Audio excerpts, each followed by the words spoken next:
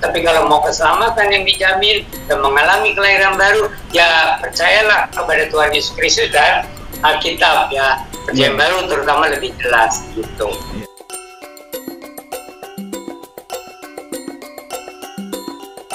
Terima kasih sudah menonton tayangan kami. Jangan lupa untuk subscribe di channel Alpetra Ministry. Menguatkan iman dan bertumbuh bersama Kristus adalah kerinduan kami. Sahabat Alpetra, kali ini kita masih bersama Pendeta Yan Antoni. Mau tahu apa yang dibagikan oleh beliau? Mari simak tayangan berikut ini.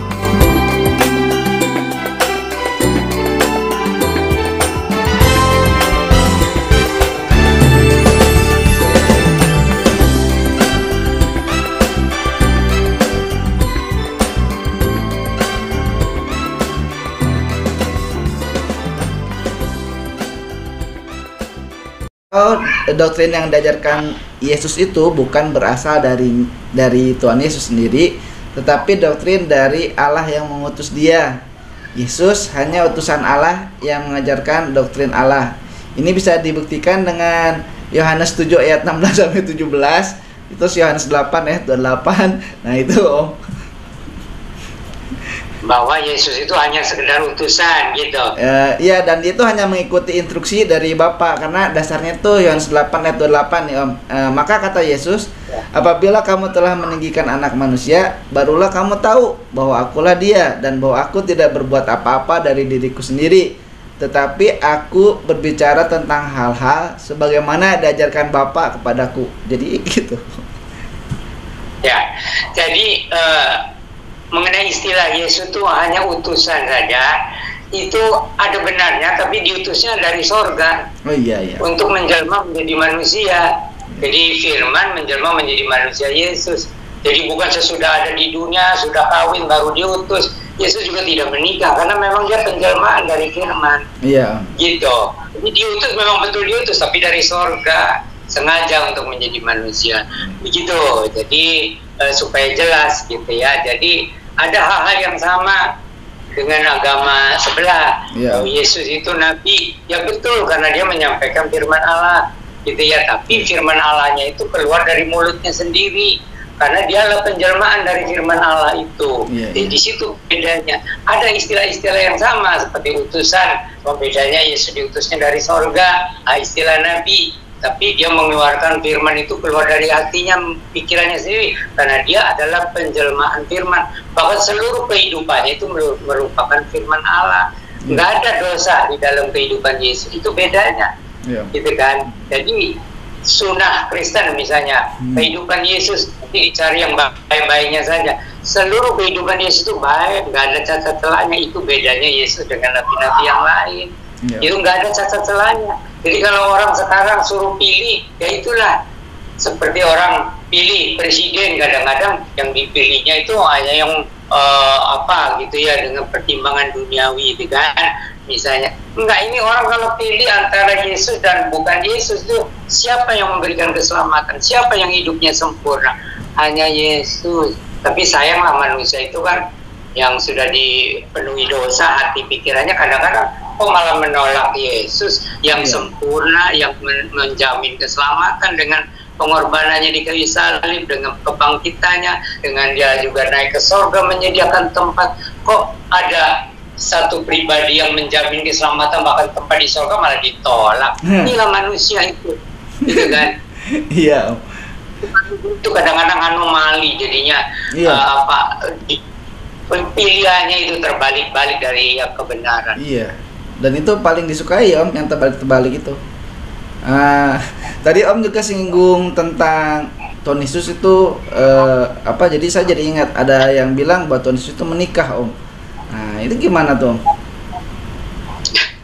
Jadi itu catatan tentang kehidupan Yesus itu dari zaman dulu ya sampai akhir abad pertama juga, dan abad kedua pun nggak ada ceritanya Yesus itu menikah. Nggak ada.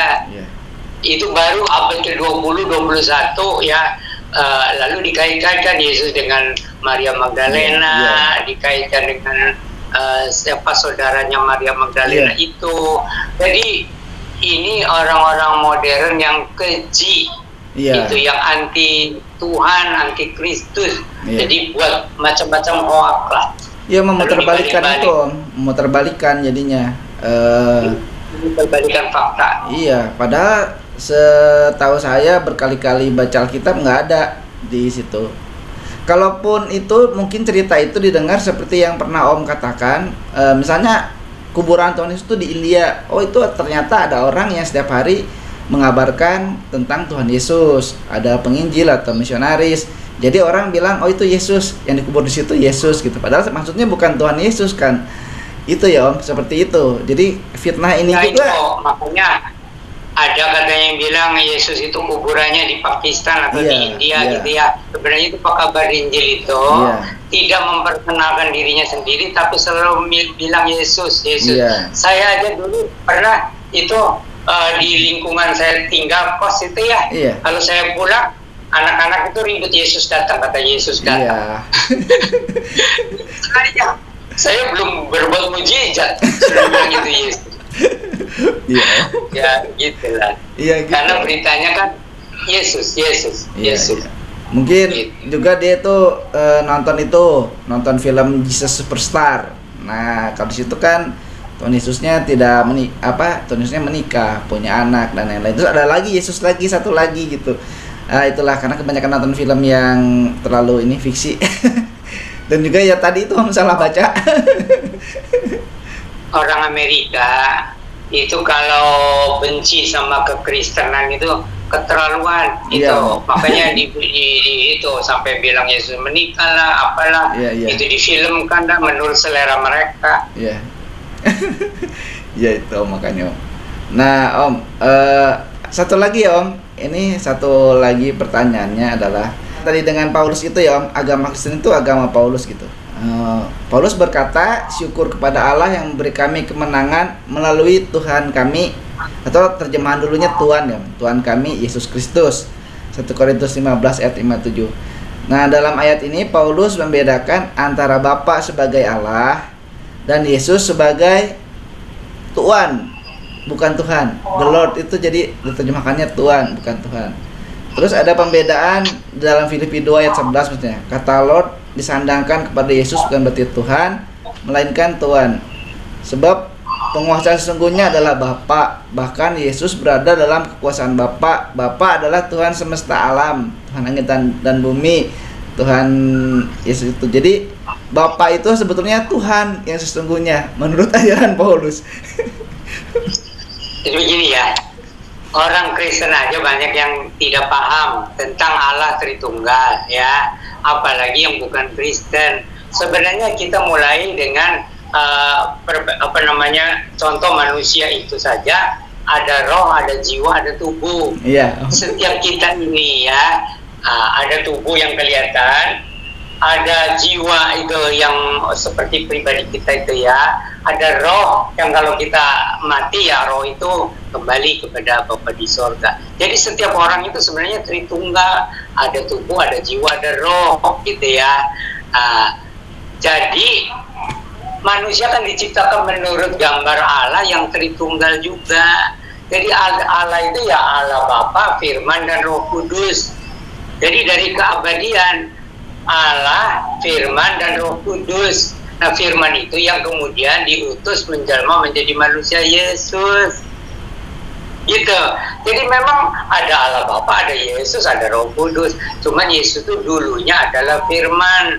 Firman yang kekal itu yang diutus menjadi manusia Yesus. Gitu. Jadi kadang-kadang orang Kristen aja bilang, iya ya katanya Yesus berdoa kepada siapa kalau dia berdoa, gitu kan? Bagi orang yang di luar lebih bingung lagi, Yesus berdoa kepada siapa? Lalu apakah surganya kosong lagi? Iya. Gitu kan? Iya. Karena kan Allah Bapa selama-lamanya di surga dan Iya. tidak bisa kita menjangkau Allah Bapa itu karena berdiam di tempat terang yang tidak bisa terhampiri.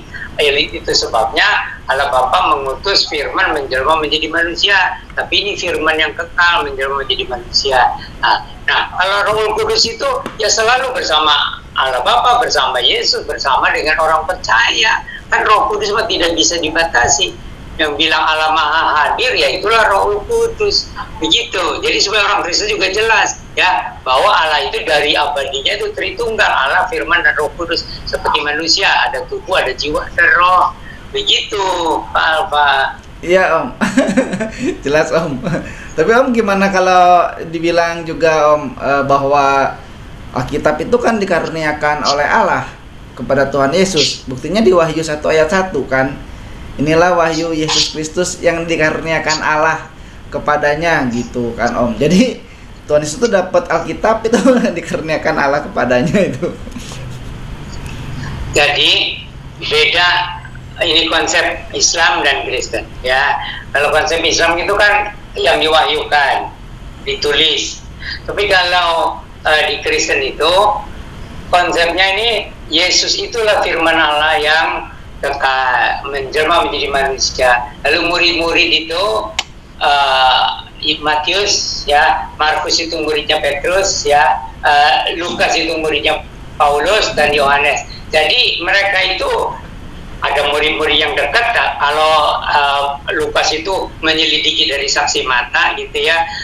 Kalau Markus itu dari kesaksian Petrus yang murid asli dari Tuhan Yesus. Jadi itu kesaksian, bukan seperti yang diwahyukan bagaimana. Jadi beda konsepnya. Ini Roh Kudus mengilhamkan kepada Matius untuk menulis apa yang seharusnya ditulis gitu. Kalau mau ditulis riwayat hidup Yesus ya bisa satu buku yang tebal. Tapi Roh Kudus memilah-milah yang mana yang harus dituliskan oleh Matius. Markus dapat cerita dari Petrus, lalu Roh Kudus mengendalikan Markus menuliskan apa saja yang sudah diceritakan oleh Rasul Petrus itu tentang Yesus. Jadi hanya Injil Markus hanya itu 16 pasal, juga tidak terlalu panjang. Yeah. Nah, demikian kalau Lukas itu dia menyelidiki dari saksi mata. Juga Ibu Maria masih hidup waktu itu, dan ada saksi-saksi yang masih hidup aja, diselidiki semua. Dan dari catatan-catatan yang ada tentang riwayat Yesus itu waktu itu ada banyak catatan. Lalu Lukas menuliskannya kembali menurut bimbingan Roh Kudus. Jadilah Injil Lukas gitu. Jadi apa yang diinginkan Roh Kudus saja yang dituliskan. Kalau enggak, riwayat hidup kan bisa tebal sekali, karena Yesus pengajarannya kan banyak sekali, mujizatnya banyak sekali. Makanya Rasul Yohanes bilang kalau semuanya dicatatkan, dunia ini juga nggak muat. Itu karena terlalu banyak. Gitu. Apalagi kalau ajaran Yesus diuraikan.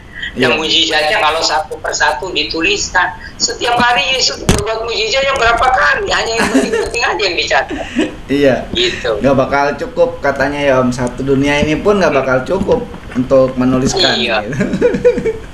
Oke Om, wah ini luar biasa sekali Om hari ini. Sekarang bisa Om memberikan satu wejangan ataupun pesan untuk sahabat Alpetra dimanapun dalam tayangan kali ini, silakan. Ya, di dalam kedaulatan Allah, ya, Roh Kudus itu mengatur sedemikian rupa supaya apa yang perlu dituliskan itu ditulis baik oleh murid-murid asli ya, seperti Matius gitu ya. Kalau Markus itu dari Petrus itu yang murid asli juga. Nah, Lukas itu dia seperti wartawan dari saksi-saksi yang masih hidup. Nah, Yohanes itu murid yang asli dari Tuhan Yesus juga ya. Nah, kemudian juga itu surat-surat itu juga sesuai dengan aslinya gitu ya. Jadi itu Roh Kudus yang mengendalikan semuanya supaya apa yang perlu bagi manusia dituliskan. Tidak boleh lebih, tidak boleh kurang, sesuai dengan rencana Allah untuk menggenapi perjanjian lama. Ya, jadi ada perjanjian lama, ada perjanjian baru. Itu setiap kalimat, setiap titik, setiap apa itu semua sudah dipikirkan oleh Allah. Makanya tidak boleh ditambah atau dikurangi gitu. Jadi sesudah diselesaikan ya di kitab Wahyu itu, tidak boleh kita ditambah atau dikurangi. Itu karena apa? Hanya yang diinginkan oleh Roh Kudus untuk dituliskan.